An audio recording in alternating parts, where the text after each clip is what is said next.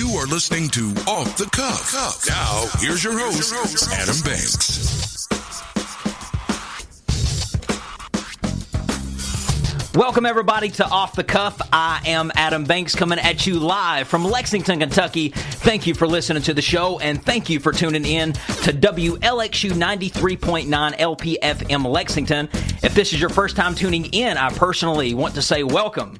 Happy to have you. This talk radio show is nothing short of what you want to hear, and this show has something for everyone. So keep it locked right here for the next 60 minutes as we discuss some of the hottest topics trending. You can check out our Facebook live stream at Off the Cuff with Adam Banks, or if you are out of the Lexington area, you can download the WLXU app on your smartphone device. Amber Turner is in the studio with me. Amber, how are you today? I am good. How are you? Doing wonderful. Thank you for being here. It's awesome atmosphere here in the studio. I feel like the morale is really good here. Everybody's in a good mood today. Everybody is in a really good mood. We had a 15-minute conversation with our program director outside about tacos. About good tacos. I feel like everybody's vibing well. Everything's going well. A lot of exciting things happening around Lexington Community Radio, this radio station. And I don't know how I feel about it. I'm excited, but then again, it's change. And anyone who knows me knows that I do like change when it's positive change. Yeah. When it makes sense and when it's making things better. But I'm also a little nervous? A little nervous when it comes to change, because you don't really know what's going to happen. It's the unknown. Well, yeah. The unknown will get you every time. But this is exciting. So, Lexington Community Radio, we're getting a new studio, hopefully, at the beginning of the year, 2020. And what a way to start off the new decade, is a brand new studio. And I'm just envisioning this studio to be a studio it's on the high-rise top floor of a building downtown Lexington, and you can see the city, you can see all the buildings and the traffic, and it probably is not going to be like that. Probably not. But it's wishful thinking. Hey, positive thinking. But it is change. I'm used to everything here. Like, I feel like that when I say goodbye to this soundboard that's sitting in front of me and I have to say hello to a new one, I'm just going to have my goodbyes with it. I'm going to have to take some time out to say goodbye to the soundboard. But we're moving into a new studio. I'm excited for that. They say that it should be around the first of the year, so January, February. Okay. We'll be able to check it out. What's exciting about that is the studio is going to be open more on a 24-hour level, so you're going to have some late night programming. Okay. And there's times that there's some new time slots opening up for Off the Cuff, possibly. I don't know. I've kind of got used to this 4 p.m. time slot, and I think our 4 p.m. drivers, our commuters around 4 p.m. will be disappointed if we left. Well, and we have a routine right now, so. We do. But we are getting a new studio at the beginning of the year. Also, and I really don't know how I feel about this, but here at WLXU, we're getting a new boss. We're getting a new program manager, and our fearless leader, Mary Clark, will be leaving. She's continuing her education at the University of Kentucky, so she's going to go get her master's, and we are going to be getting a new boss here. And have you ever heard the expression, don't trade the devil you know for the devil you don't know? Yep. Not saying by any means that our boss is a devil. No. She's chill as can be. She's sweet. Very sweet, like her, but it's the unknown. When you get a new boss, things change. Oh, yeah, things can change. Things do change in your company. I mean, that awesome morale that we were talking about a while ago, a new boss can impact that tremendously. Oh, yeah, and I don't know, I think kind of what we've got going is really chill. We get to come in, we get to have a little conversation, and then we get to come in here and we get to do what we love. So I just hope nobody comes in and kind of messes with that flow. Well, I wonder if the new boss is going to allow me to be as free as what I've been here on this show. I mean, is the new boss going to allow me to wear Beavis and Butthead shirts? You know, I don't know. Is the new boss? I think what you have on today would be approved. Oh, the WLXU shirt? Yeah, you're rocking the station shirt. I do. And the Macho Man Randy Savage shirts, the Hulk Hogan shirts that I wear, are they going to be okay? Anybody who doesn't like the Hulk Hogan shirt, go home. Are they going to be okay with that? The new boss, you don't know. I mean, you don't know. The dress code could be different. The new boss might not want me to bring a monster to drink in here into the studio. You just don't know what kind of how things are going to change when a new boss comes. Oh, and a new boss can change everything. It can. So we are expected to have a new boss in here at the station around August, September. So we do look forward to that. But yeah, a new boss, and not saying that it could happen here, but you've been in business. You've worked over 10 years of work experience. You know that when you work in a toxic work environment, how much of an impact it has on your daily life. Oh, man. A toxic workplace can be defined as any job where the work, the atmosphere, the people, or any combination of those things cause serious disruptions in the rest of your life. I've had bad jobs. Oh, bad jobs. I think that's all I've ever had. I've had bad jobs where I have been in toxic work environments. I mean, it's really taken a toll on my health. I mean, it can make you sick. Toxic workplaces, it can make you tired, it can make you burn out, and it can literally physically make you sick. Oh, I can't tell you how many times I found myself going to the ER at my previous place of employment. And is it worth it? No, it absolutely was not. I mean, absolutely was not. We were bought by a bigger company, and they did not care that I had probably spent $5,000 going to the ER because I'd stressed myself out. They didn't care. They said, okay, bye. And the thing about toxic environments is it doesn't have to be a bunch of people to cause a toxic environment. No, one person can ruin it for all. One person. Yep. And it's really bad when that one person can be your boss. Yeah. I don't know that I've had like a direct boss that was bad. I will say that I did work at one laboratory that was absolutely atrocious. Wow. But I have found that just people in power in general, if they're toxic, it can kill the whole vibe. Oh, yeah. You can have a narcissistic leader. Yep. Someone who's always right. It's their way or the highway. I mean, and if you have a bad boss, they're not doing anything to help the situation. No, they're not. So there is a difference between a boss and a leader. A boss is someone who tells you what to do. A leader is someone who shows you what to do. Yeah. And I feel like we don't have enough leaders today. There's too many chiefs and not enough Indians. Not enough Indians. That's exactly right. Yeah. I find that people are more concerned with having power in positions than what they are actually accomplishing the goal that they took that position to do. If you take a position because you want to better a company, better the company. Don't build your ego every day when you come in. Be aware. Look around your environment. Look around your workplace to see if you are in a toxic environment. Are people smiling? Are people laughing? Are people genuinely happy to be there? If they are, you're probably safe. You're not in a toxic work environment. But if you are finding yourself in the midst of all kinds of rumors and gossip and cliques, then you are probably involved in a toxic work environment. And if you are, I'm going to tell you some ways that you can handle a toxic work environment. The first thing you should do, if you find yourself working in a toxic work environment, you need to find people who feel the same way you do. There's other people in the company that feel the same way you do. They feel like they're being talked about. They feel like that they are being bogged down by negativity.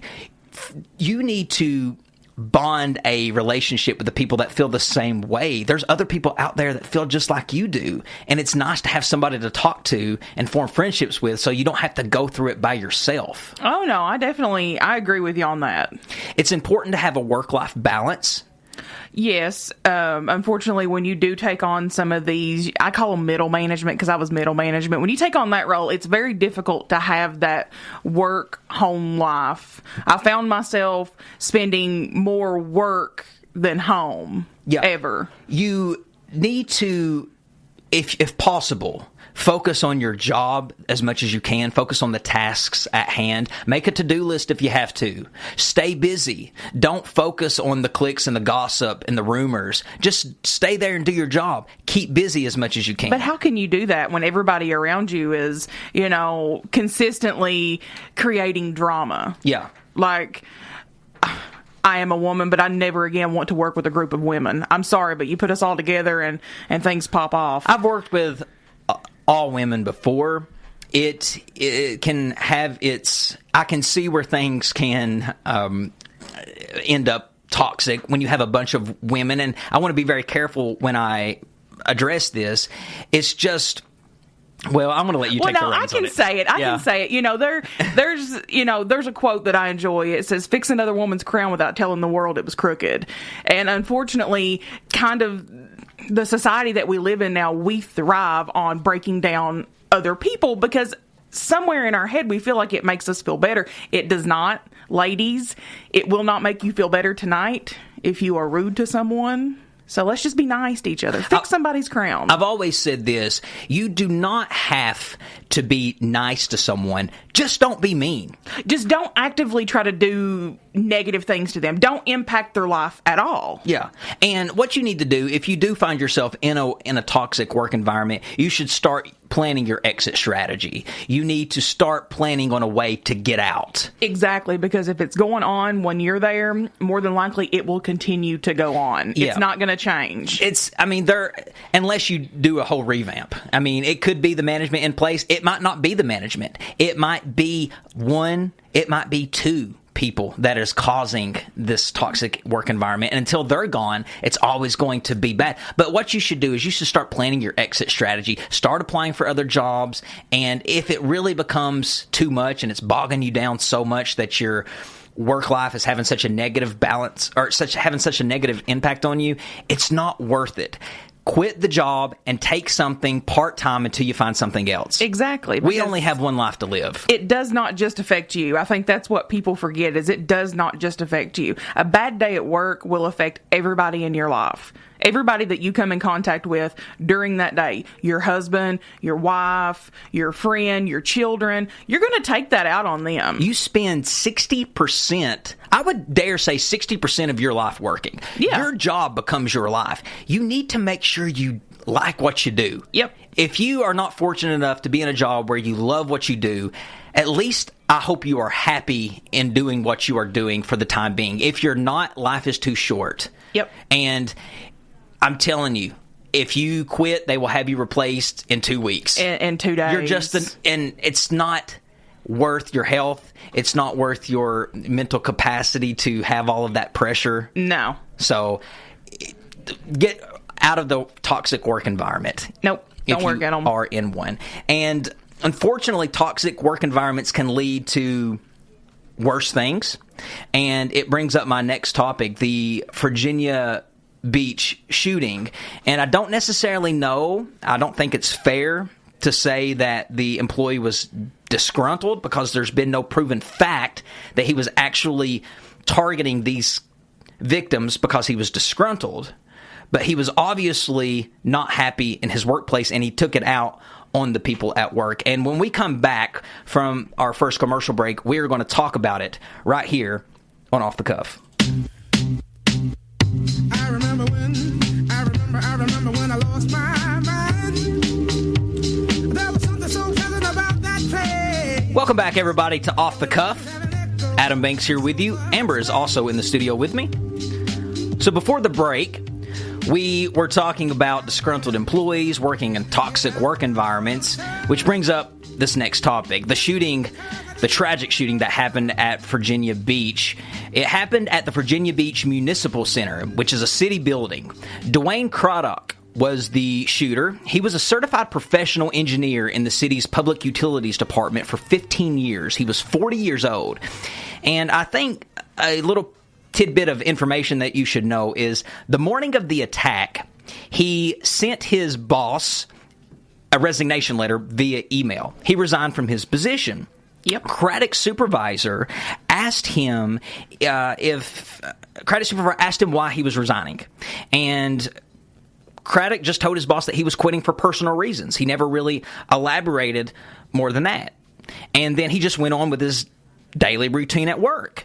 And a person that worked there, Joseph Scott, said he worked with the shooter for several years.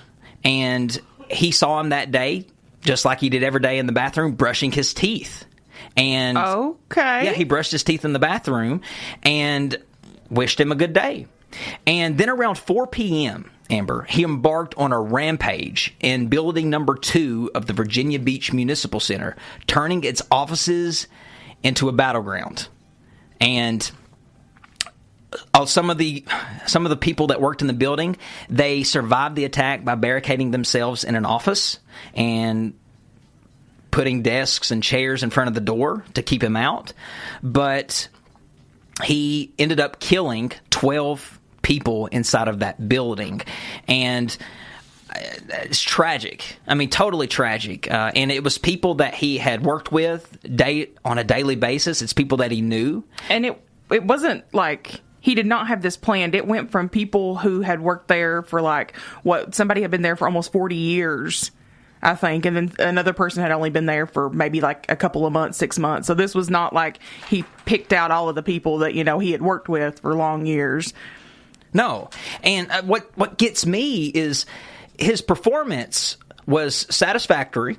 He was in good standing within the department, and he had no issues of ongoing discipline.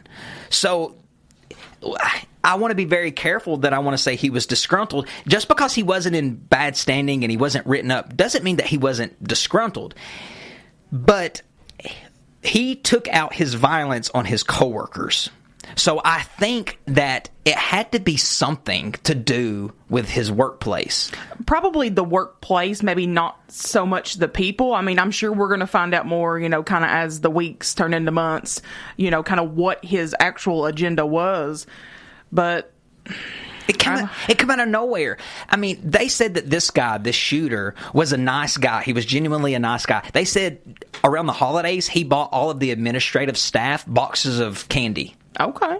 And, I mean, he was just a nice guy. And for him, just one Friday afternoon, was it Friday? It was the 31st of May, so that was actually like a Tuesday. Just one random day, he just decided to open fire and kill the people that he worked with. And the people who survived it, the ones that barricaded themselves in the office, when the cops arrived and told them it was safe to clear the building, they had to step over the bloody bodies of their coworkers to get out. I could not imagine.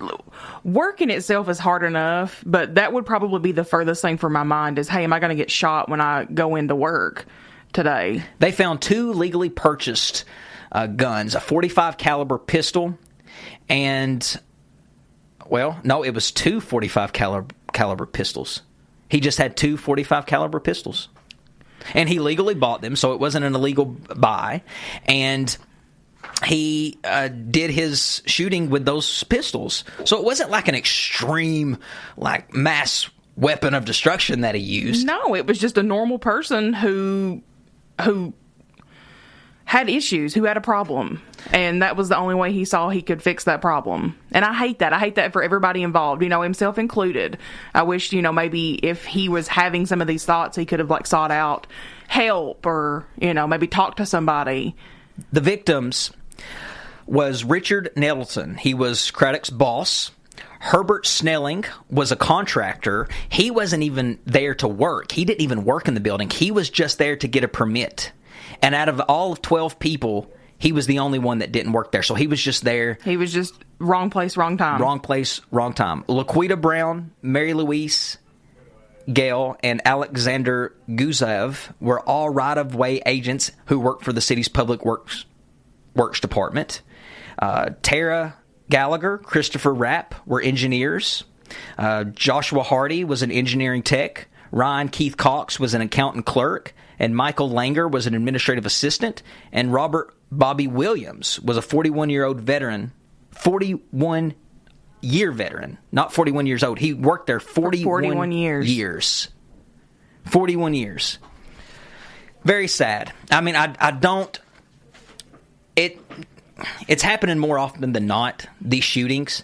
It's happening in movie theaters. It's happening at work. It's happening in schools. It's happening in shopping malls. In shopping malls, and when you're just out with your family, in restaurants. And where are we safe? Well, I don't know if there's a place that we are truly safe, because it could really happen anywhere. But let me tell you something. If you are ever faced with a situation like this, if you ever have to come in contact with an active shooter, I just want to give you a couple of things that you can do to make yourself a little safer. One thing you need to do is you need to maintain situational awareness. In other words, get your head out of your phone, look around, pay attention to your surroundings, pay attention to where the exits are. Do you ever do that? Do you ever walk in and I have to know where my exits are. Pay attention to where the exits are? I do. When I go to the casino and I sit down and play poker, I look to see where the exits are. I look to see what door I could possibly run out of if somebody starts shooting. Yeah, that's sad, and it sounds a little hostile and outrageous, but in the day that we're living in, you have to do that. No, I don't think that sounds... Most people would think, oh, you're taking that to the extreme. No, that's not, because these things are happening. They're happening all around us, and I don't feel like anybody is doing anything to actually stop it. We are just fighting back and forth with gun control and, limitation on guns. It doesn't matter about that. If people want to get a gun, people will get a gun. Limit your alcohol consumption in public. If you're drunk, you're not going to be able to escape as good as you was if you're sober, and you're not going to be able to pay attention to your surroundings. You cannot cognitively be able to process what is going on around you. Yep. Be careful with your communication devices, okay? Make sure that you keep it on your person. Don't put it in your purse. Don't be like me and lay it beside you. Keep it on your person. That way you always have it, because if things get real, if things start happening and you have to run away, you're going to forget your phone, and you're going to forget that you even had it, and you're going to reach down in your pocket to grab it to call 911, and it's not going to be there. Also, if you're hiding from someone, if you're hiding from the shooter, make sure that your electronic device is on silent. Because if somebody calls you and your phone rings, they could find you because the phone alerted the shooter to let them know where you was.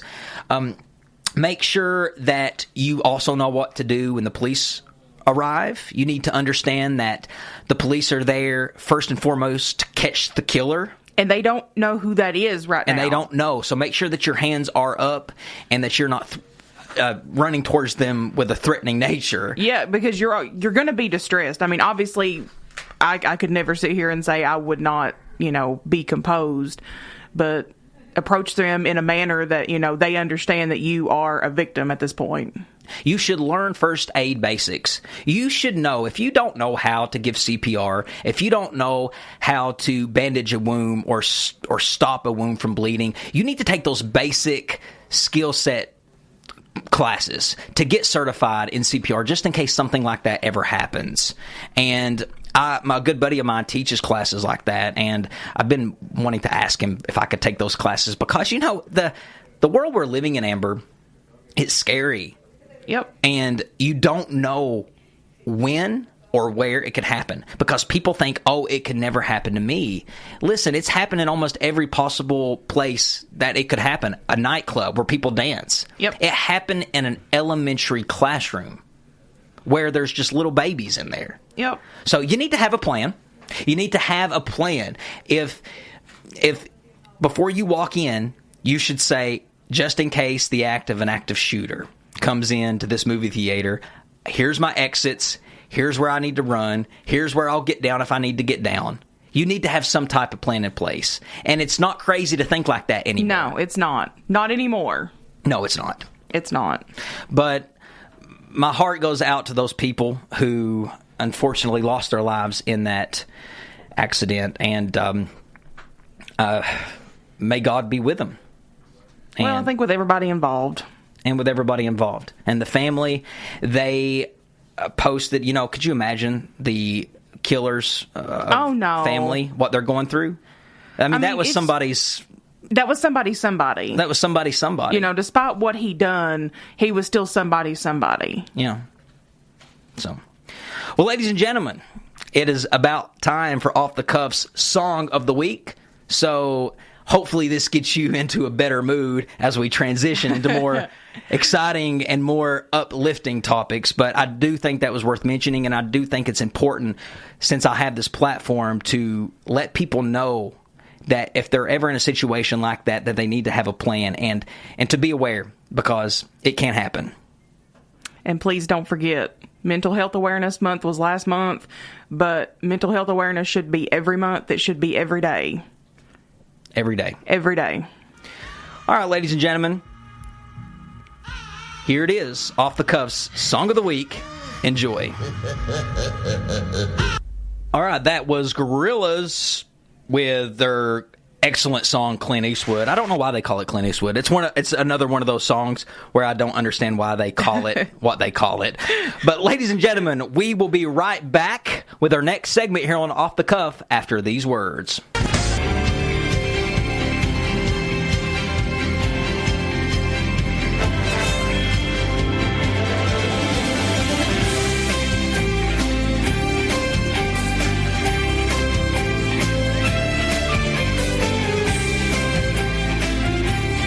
Welcome back, everybody, to Off the Cuff. Adam Banks here with you. Amber is also in the studio with me. Jeopardy is one of those shows you grow up watching. It's one of those shows where when you get a question right, you feel like a genius. You thought you were the Jeopardy master. One question. I have went several times and watched Jeopardy and didn't get one question right.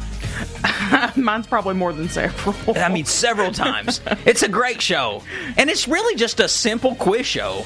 Yeah, it's honestly things that we should probably know already. And I think we just get caught up because you do have a time limit. I think that time limit gets you every time. Jeopardy James. That's who you know. And that's who you've been keeping up with if you've been watching Jeopardy over the last several months. He was the Jeopardy phenom, James Holzhauer. Did I say that right? Holzhauer. James Holzhauer.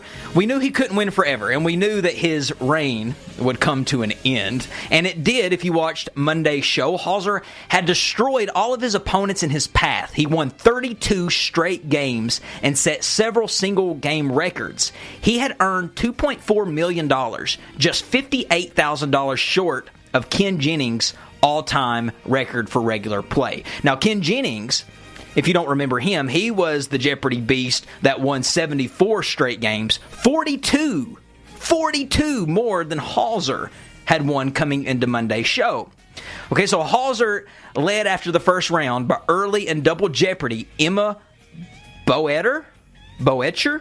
Okay. You know I butcher names. I know. But Emma Boetcher bet all 7,600 of her stack on a daily double.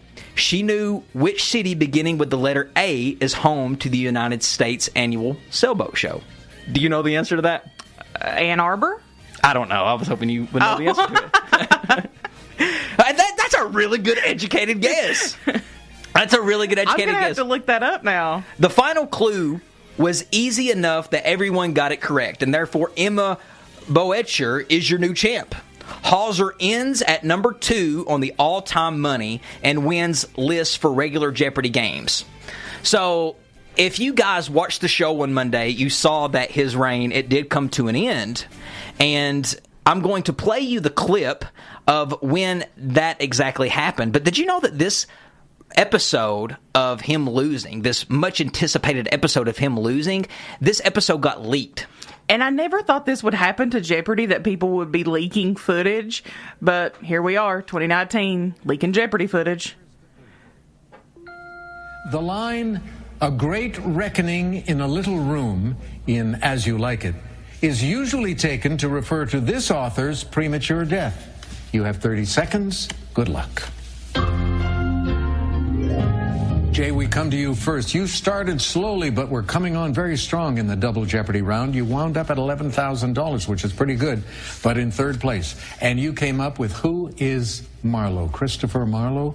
You are correct, sir.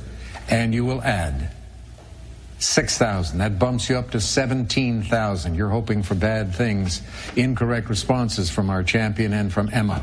Over to James now. He had $23,400, and his response was correct. His wager, a modest one for the first time. That takes him to $24,799. So, Emma, it's up to you. If you came up with the correct response, you're going to be the new Jeopardy champion. Did you? You did. What did you wager?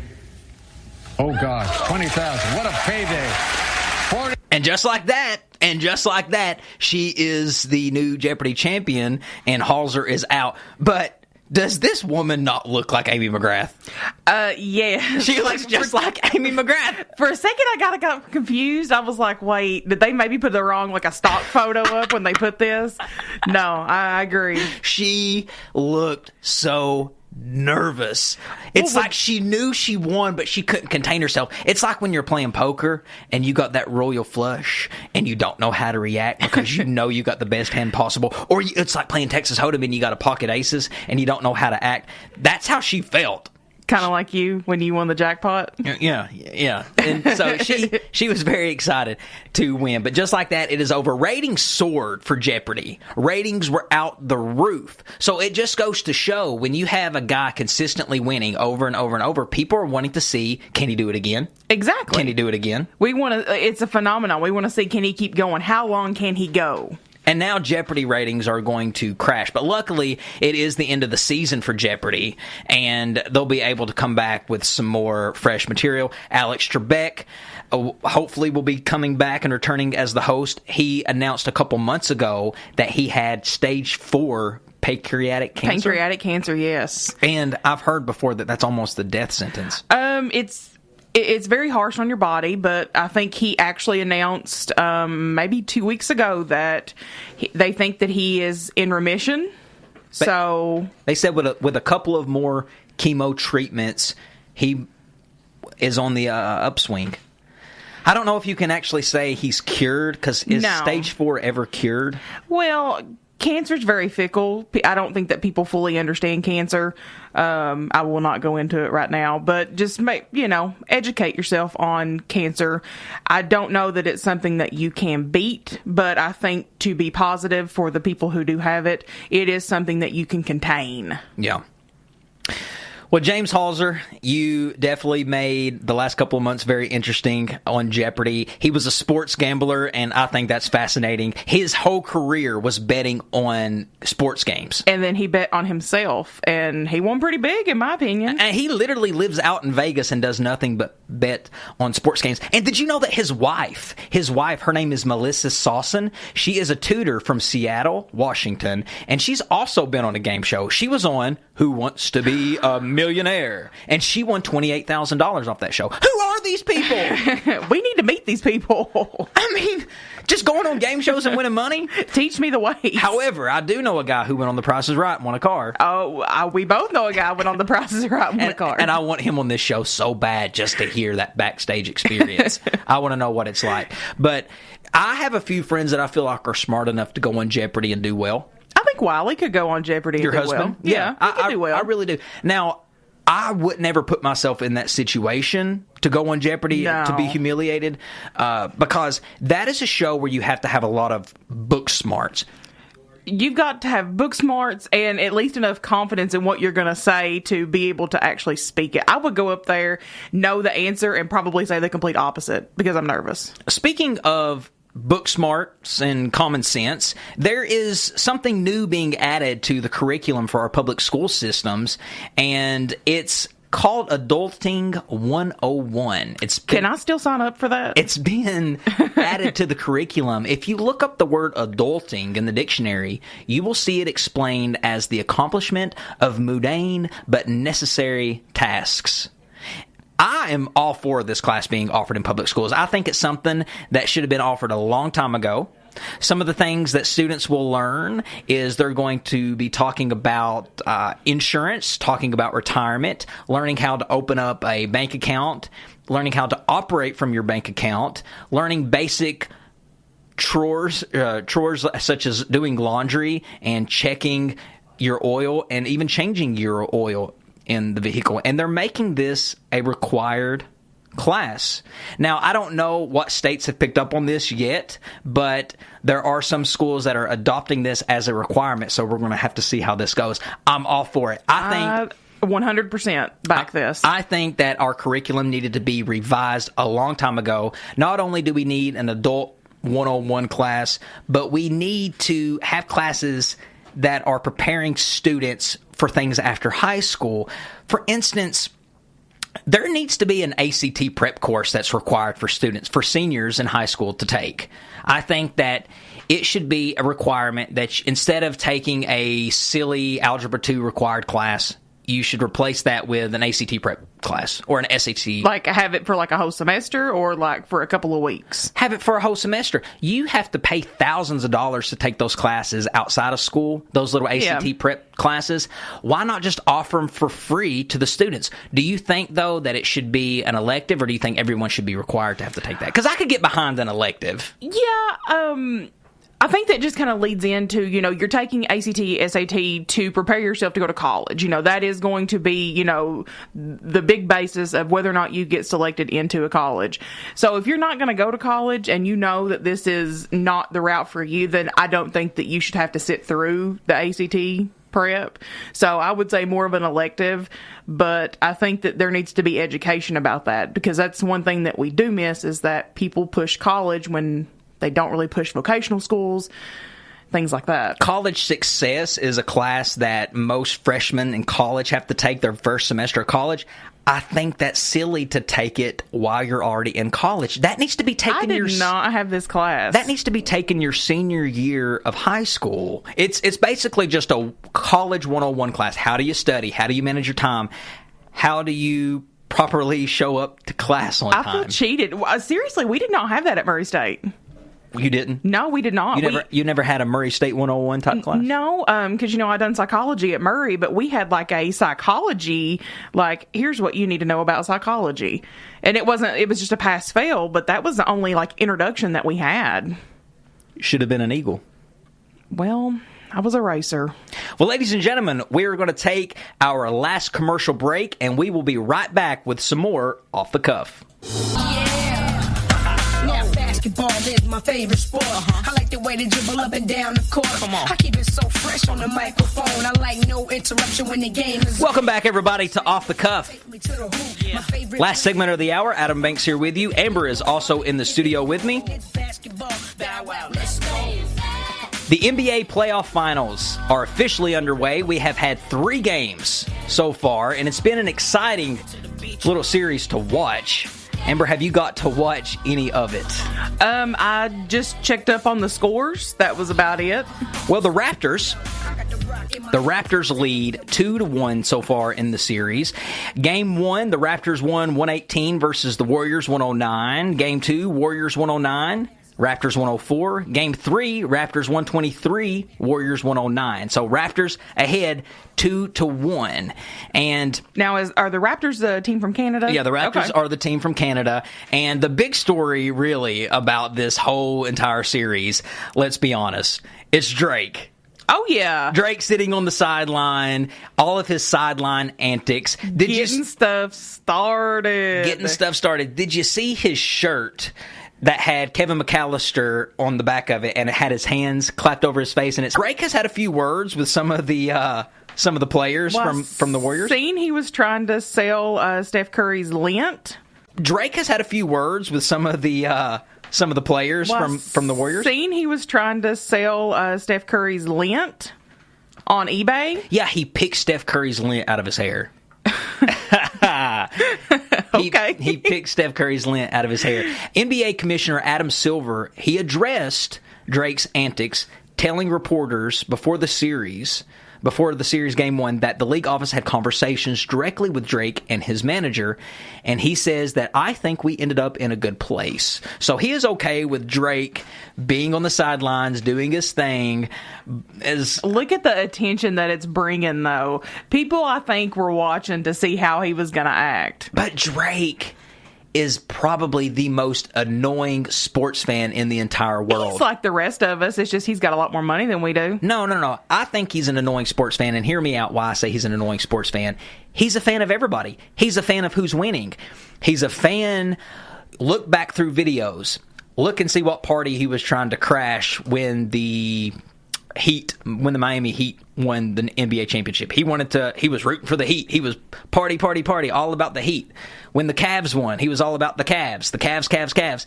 He's all about Kentucky Wildcats when they're doing good. And then when UConn beat Kentucky in the championship that year, He put on a UConn shirt. Yep. I think in sports, it's okay to be an annoying fan, but if you're all about your team. But what really is annoying is when you go from team to team to team to team. Are you trying to say that Drake is clout chasing?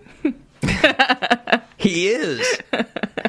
But it's been interesting, and I think people are tuning in to see what's happening with Drake and what he's going to do next. I wish Kentucky had an NBA team. It would be fun. I would go. I do. Kentucky used to have a team in the ABA, the American Basketball Association, and they were called the Kentucky Colonels. They played in Louisville, and they were good. They actually won the entire thing in 1975. Yeah. So we've not had one since then, or... No, see, they won the national They won their league's national championship. It was either in 75 or 76. And that same year, the NBA, their champion was the Warriors. Well, the coach from the Kentucky Colonels wanted to play the Warriors for like a world championship, but the Warriors refused. Huh. They didn't want to play Kentucky. Well, they didn't want to play Kentucky. The Kentucky Colonels were only one of the two ABA teams, along with the Indiana Pacers, to play for the entire duration of the league without relocating, changing its name, or folding. So it proves that that Kentucky can last. Kentucky could bring an NBA team to the state, and it could last. It could be profitable. When the Grizzlies was in Vancouver years and years ago, before it went to Memphis, it was rumored that one of the possible locations that the Grizzlies was going to go to before Memphis was the final destination was Louisville. Okay. So the Grizzlies almost went to Louisville instead of Memphis. And the Sacramento Kings, they have been rumored before to be leaving Sacramento and relocating to Louisville. Okay. But I will say this. I will not root for the team if it's just a Louisville team. It's got to be Kentucky. It's got to be Kentucky as a state. Don't just make it the city team of Louisville. I don't want that. Louisville I don't think it represents the state. I think that people in Louisville, they like just being Louisville. Yeah. And I think that if you just had a NBA Louisville team, I don't think you're going to get as big as a following as what you could if you just made it the whole state's team. Yeah, so everybody can be involved. So I don't want it to be called the Kentucky Colonels. I think we should move past that and just call it something else. Maybe the Kentucky, I don't know, the Kentucky Gentlemen. I don't know about that one, Mike. Who knows? But before I get off here, I just want to address this. And I've been going back and forth because I didn't know if I wanted to talk about this or not. But when I went into radio, I made a point to tell myself that when I get on here, I want to be completely honest with my audience. And I want them to be aware of the things that are going on in my life and my emotions and things that are happening. And I think it's just important for me to be real. And the other day, I had something very tragic happen. Not really to me, but someone that well, here's the story. When I first moved to Lexington, I didn't really know anybody. And I remember my first friend here was a young man. I don't want to say his name over the radio, but I met him, and we were friends for a couple years. And he was just a good friend of mine. But as you grow older, as you know, sometimes you go your separate ways. You separate, Yep. You lose contact. And I went a couple years without talking to him. And on Facebook, I was on Facebook, and I saw a suggested friend, and it was him. You know those little suggested friends that pop up? Those are all the people I've been trying to avoid. Well, I saw his profile, and I clicked on it, and I was like, I wonder how he's doing. I'm going to message him and see how he's doing, because I missed talking to him. And the very first thing that I saw when I clicked on his profile was his obituary. He died. And I've been gathering up all of this information about how possibly how he died, because nothing is written in stone. I don't know if it was a car accident or if he was shot. I don't know. But what I've come to realize is that I believe it was suicide. I believe he killed himself. And that hit me like a ton of bricks, because one, it had been years since I had talked to him. It had been 8 months since he had died, and he had been dead for 8 months, and I didn't even know it. And I know this guy. I knew him well. I knew that he did have some depression issues, and his mental health was not in the best of shape. But I do want to say after this, because I've been having a really hard time dealing with this situation the last couple of days, but I want to say this to people that have friends that you haven't spoken to in a while. If you're thinking of them, reach out to them, say hello, just check on them, see how they're doing. If you ever feel like that you see somebody that you know that might be struggling, reach out, say hi, ask them if they need anything. And you never know what people are going through. Everybody's fighting their own battles. Everybody is fighting their own battles. And the thing about depression is sometimes people are embarrassed to admit that they are depressed. But you shouldn't be embarrassed. It seriously is a mental illness that can be treated. And it's bad if you don't get help for it, because it can only lead you down a worse, dark hole than what you're already in. So try to seek help if you have it. And if you know anybody that deals with depression or deals with mental illness, then reach out to them. And there are so many resources available. The suicide prevention hotline number is 1-800-273-8255.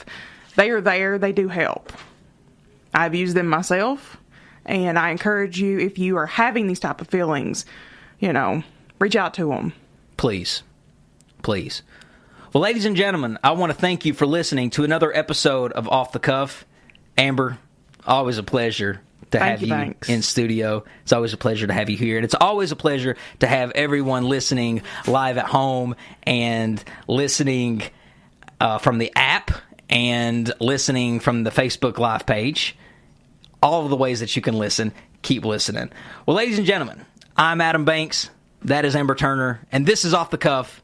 And I will see you in the next episode of Off the Cuff next Thursday from 4 to 5.